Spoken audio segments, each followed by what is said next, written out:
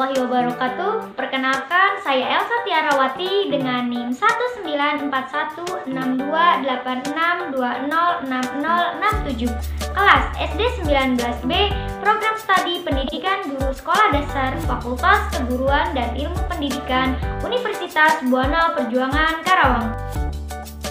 Tujuan saya membuat video ini untuk memenuhi tugas salah satu mata kuliah pembelajaran IPA di SD dengan dosen pengampu Ibu Yulistina Nurdes, SPD MPD. Langsung saja kita simak video berikut ini. Assalamualaikum warahmatullahi wabarakatuh. Apa kabar teman-teman? Semoga selalu dalam keadaan sehat walafiat ya. Amin. Hari ini kita akan belajar mata pelajaran IPA tema 1 Selamatkan Makhluk Hidup, subtema 1 Tumbuhan Sahabatku. Tumbuhan merupakan salah satu makhluk hidup. Tumbuhan memiliki peran yang sangatlah penting dalam kehidupan. Semua makhluk hidup membutuhkan tumbuhan. Tumbuhan berkembang biak dengan dua cara, yaitu generatif dan vegetatif. Perkembangbiakan generatif adalah perkembangbiakan yang terjadi melalui peleburan sel kelamin jantan dan sel kelamin betina atau secara kawin. Alat perkembangbiakan tumbuhan adalah bunga. Bunga memiliki benang sari sebagai alat kelamin jantan dan putik sebagai alat kelamin betina. Macam-macam penyerbukan. 1. Penyerbukan sendiri, yaitu jika serbuk sari dan putik berasal dari bunga yang sama. 2. Penyerbukan tetangga, yaitu bila serbuk sari terbang ke bunga yang berbeda tetapi masih dalam satu pohon. 3. Penyerbukan silang, jika serbuk sari hinggap ke putik bunga yang lain di pohon lain yang masih sejenis. 4. Penyerbukan bastar, yaitu penyerbukan yang terjadi jika serbuk sari jatuh di putik bunga lain dan tumbuhan yang berbeda jenis.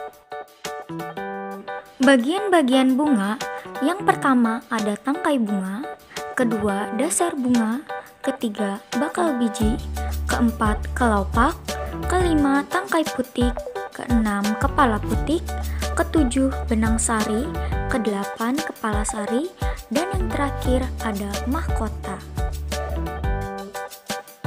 Berikut ini merupakan fungsi bagian-bagian bunga. Yang pertama, kelopak bunga. Kelopak bunga merupakan bagian paling luar berwarna hijau seperti daun atau kecoklatan. Bagian ini berfungsi melindungi mahkota pada saat kuncup. Kelopak bunga akan membuka pada saat mahkota bunga mekar sempurna. Sebenarnya, kelopak bunga merupakan modifikasi dari daun. Yang kedua, mahkota bunga.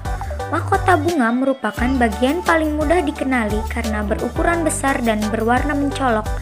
Bagian ini berfungsi membantu penyerbukan bunga dengan menarik perhatian para serangga agar hinggap.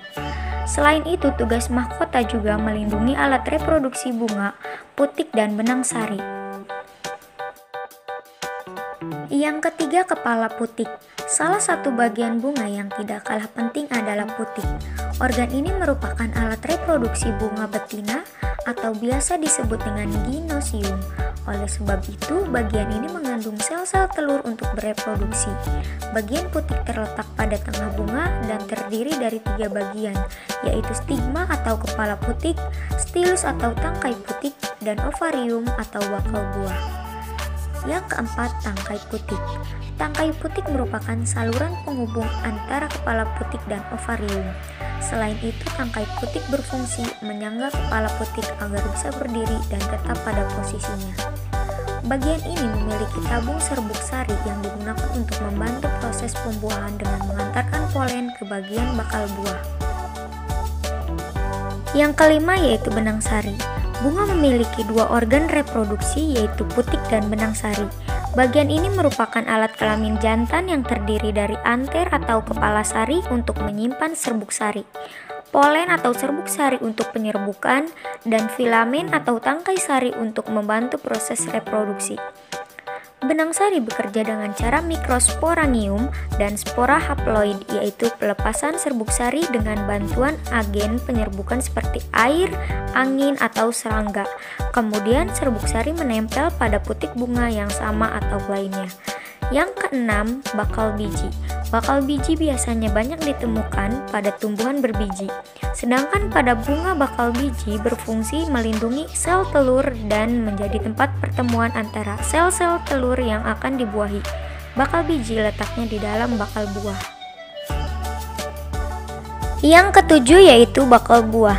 Sebenarnya bakal buah masih satu bagian dengan putik, namun organ ini memiliki fungsi penting sehingga diklasifikasikan menjadi komponen tersendiri. Bakal buah mengandung sel telur. Bagian ini menjadi tempat terjadinya pembuahan, yaitu proses peleburan antara sel telur betina dan jantan yang kemudian menghasilkan bakal buah. Yang kedelapan yaitu dasar bunga. Dasar bunga merupakan bagian tempat melekatnya mahkota dan komponen bunga lainnya agar tetap berada di posisinya meskipun terkena terpaan angin. Secara tidak langsung, dasar bunga menjadi pondasi yang terletak di ujung bunga setelah tangkai bunga. Kesembilan yaitu daun pelindung. Meskipun tidak semua bunga memiliki daun pelindung, bagian ini berfungsi sebagai tempat melekatnya mahkota bunga atau tempat tumbuhnya kuncup bunga. Sekilas daun pelindung mirip dengan daun, namun letaknya berada pada dasar rangkaian bunga. Yang terakhir yaitu tangkai bunga.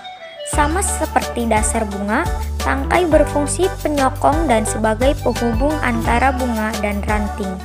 Tangkai bunga memiliki ukuran diameter yang berbeda-beda, sesuai dengan jenisnya. Beberapa tangkai bunga berbentuk merambat atau majemuk. Hal ini biasanya dikondisikan sesuai dengan lingkungan hidup bunga. Perkembangbiakan vegetatif adalah perkembangbiakan yang terjadi tanpa melalui peleburan sel kelamin jantan dan sel kelamin betina atau tidak kawin. Perkembangbiakan tumbuhan vegetatif ada yang terjadi secara alami dan secara buatan.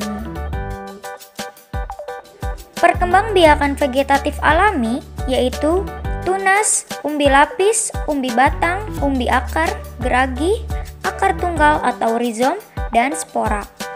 Perkembangbiakan vegetatif buatan yaitu cangkok, stek batang, stek daun, merunduk, tempel atau okulasi, dan sambung. Sekian video pembelajaran hari ini. Mohon maaf apabila terdapat kekurangan dan kesalahan. Wabillahi taufiq wal hidayah. Wassalamualaikum warahmatullahi wabarakatuh.